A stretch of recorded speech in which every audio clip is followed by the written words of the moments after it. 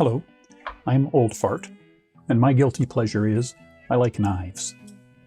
You're looking at one of a series of videos where I'm sharing a view into my collection of small folding pocket knives. I'm not an expert or an official representative of anything or anyone in any way. I just like knives. Today, the second knife we're looking at in my collection will be this, a Crkt Ceo.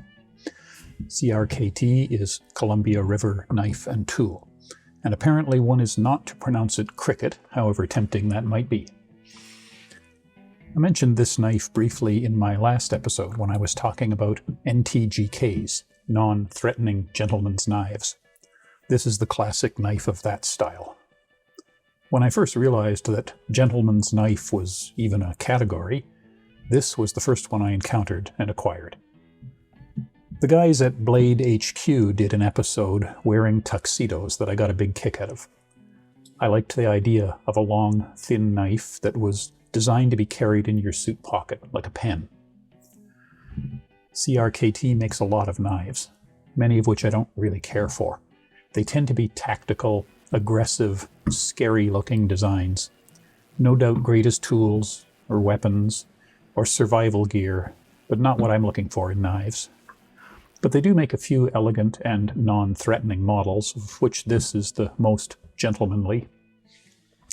Its formal name is the CEO, Model 7096, designed by Richard Rogers. This is a thumb stud opener with a right-hand thumb stud and a liner locking mechanism. Locking is nice and secure. I'm going to turn light on here. I find one-hand opening this knife to be a little tricky because of the rather sharp angle that you have to achieve to get it moving and then swing around to complete the opening. So it took me a while to get to where I could comfortably open it with one hand. Now I can. I still can't flick it open, probably more because of my arthritis than because of the geometry of the knife.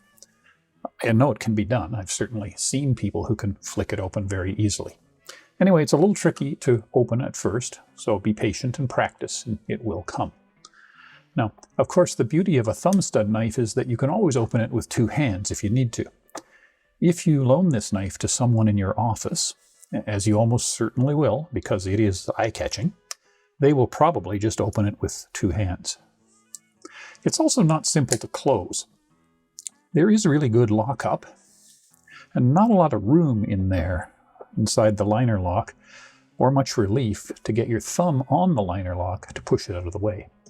You can do the vertical wedge your thumb in trick to get it moving, or you can push the meat of your thumb sideways through this little opening that is there to make room for the thumb stud. I prefer the wedge your thumb in technique to get the blade moving.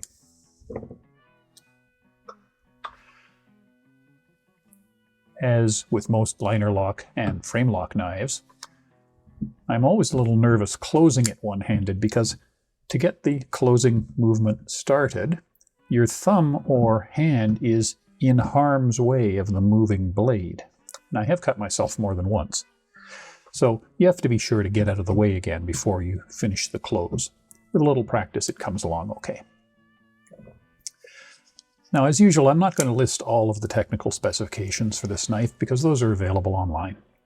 But I will mention that the blade length is 78 millimeters, or if you live in Liberia or Myanmar or the United States, the three countries in the world that don't use the metric system, it's just over 3 inches. I think 3 1/8 on my measurement I made a while ago. I mention that because 3 inches is an important threshold in some places. So if you live in an under 3-inch jurisdiction, this knife might be illegal for you to carry around. Closed, it is slightly longer than a fountain pen and about the same thickness. And that's by design. It's meant to be carried in the breast pocket of your dress shirt or jacket, like a fine pen. It's fairly light, 60 grams or a little over 2 ounces. And it's handle heavy. You can see the balance point is way back here, not in the center. So when you hold it in your hand, you're feeling the weight of the handle. The blade weight is almost not a factor. For a knife that is designed for only occasional light use, I think that's a good design decision. The blade is also quite thin, so it's very slicey. It would be great for slicing fruit or such things. It looks almost delicate. I don't think I'd want to try to pry open a door or a paint can with this blade, but of course that's not what it's meant for. There is a tiny sharpening choil that helps keep the shoulder clear when you're sharpening with a sharpening stone. But also when sharpening, unfortunately, the thumb stud is in the way, or at least it's close enough to being in the way that it risks being scraped by your sharpening stone. Fortunately, the stud is removable, and it is a good idea to remove it when you're doing a thorough sharpening. The handle material looks like carbon fiber, but it's not. It's actually just traditional GRN, glass reinforced nylon, but it has a fake carbon fiber pattern embossed on it. Let me put a light on it at an angle here. It has a faux carbon fiber pattern. It gives it quite an elegant look. It looks very nice, I think.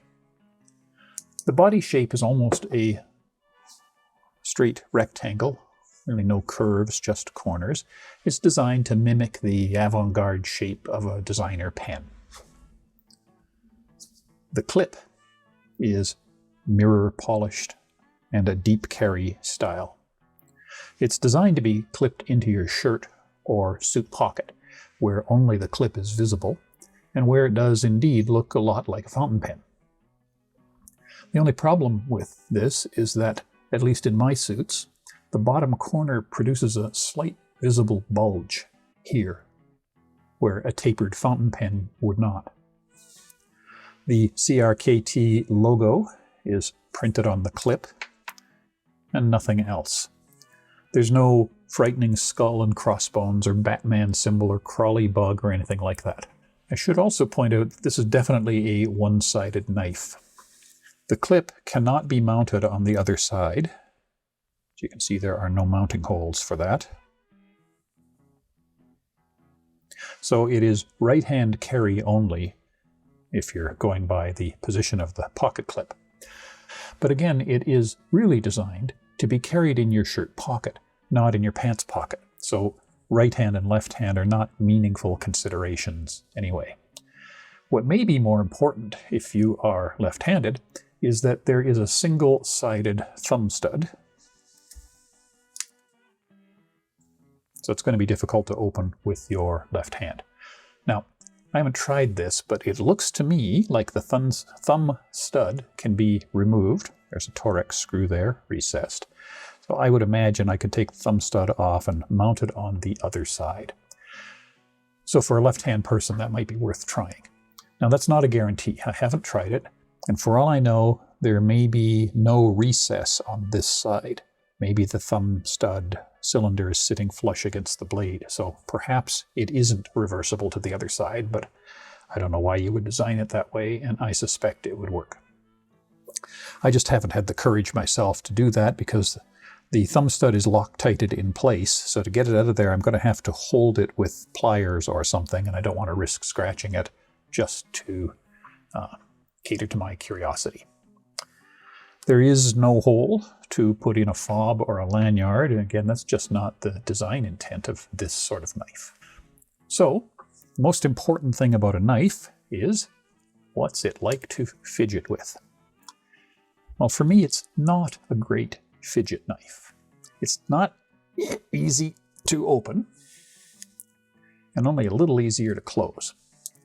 And it's so narrow that the blade often brushes my fingers there, here,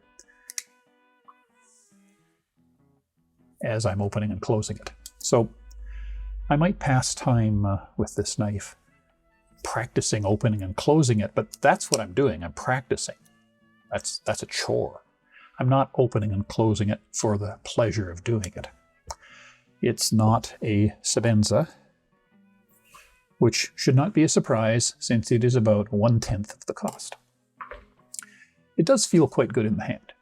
It's very light, and most of the weight is in the handle, and as I mentioned, it doesn't really feel like you're holding a knife, just like you're holding a fairly heavy fountain pen. The blade shape, called a straight back, is fine for general light cutting. It's best to think of it as a high-end letter opener. The long, thin blade is great for general light cutting like that. It can cut heavier things like cardboard. Of course it can, it's a knife. But it doesn't feel like that was the design intent. I suspect it would wear quickly doing heavy work. It would feel right at home cutting a steak or an apple, though. The blade is 8CR13 MOV, which is a basic budget stainless steel, often used in budget knives made in China and similar to AUS 8. So this is not considered a high-end steel. It looks nice enough. It's inexpensive and it's stainless. Stainless was in air quotes because it's not as corrosion resistant as higher-end, more expensive steels. The simple phrase stainless steel doesn't mean anything in particular except that there's some chromium in the mix. But this will rust if it is allowed to sit damp. From the factory, the knife came sharp, paper cutting sharp, no problem. I've sharpened it beyond that to razor sharp, and that was easy to do. The steel is relatively soft, so no difficulty in sharpening.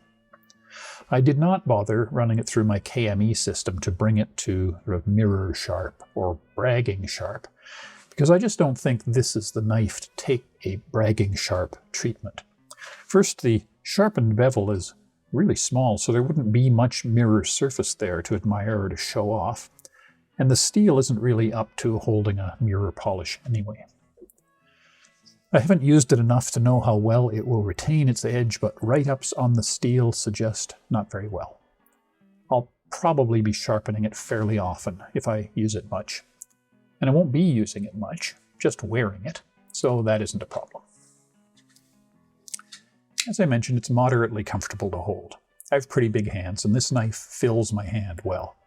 Now, there is no contouring of any kind on the handle, so there are corners and edges that will become hot spots with use. It's designed for occasional cutting, not for long use. There's also really no practical way to choke up on the blade. You can put your thumb on the back of the blade, but I don't know why you would bother. There's no jimping, nothing to secure your grip, and there's no choil for the forefinger. So high on the handle is the closest you'll come to choking up with this knife. Now, as an NTGK, a non-threatening gentleman's knife, I'll rate the gentleman part and the non-threatening part separately to establish a score. For the gentleman part, I'll give it an A. It's small and light. It's elegantly long and narrow. Slim is probably the best adjective. I love the look like a fountain pen design objective, and the pocket clip. The only part that's visible when it's in your suit pocket looks nice. And I think the faux carbon fiber scales look classy. For the non-threatening part, I'll also give it an A. I rate non-threatening based on two things. Is the act of opening scary? And does it generally look scary? So is the opening mechanism scary? Well, I'll say no. Thumb studs are not scary. Not as scary, for example, as a flipper. Especially if you open it slowly, it's pretty clear that you're opening the knife under your own control. It's not a spring-operated switchblade. Switchblades scare people. Flicking open a flipper can scare non-knife people. Slowly opening a thumb stud does not. In front of very nervous people, you can even open it with two hands. So I would say, no, the opening mechanism is not scary. Next, is the shape scary? I would say not very. The pen-like body and the long, elegant blade looks like a steak knife more than a weapon. Now, it might be that a blade this long and narrow starts to look kind of stabby to some people who are afraid of knives. So I would still be careful to read the reaction of those around me.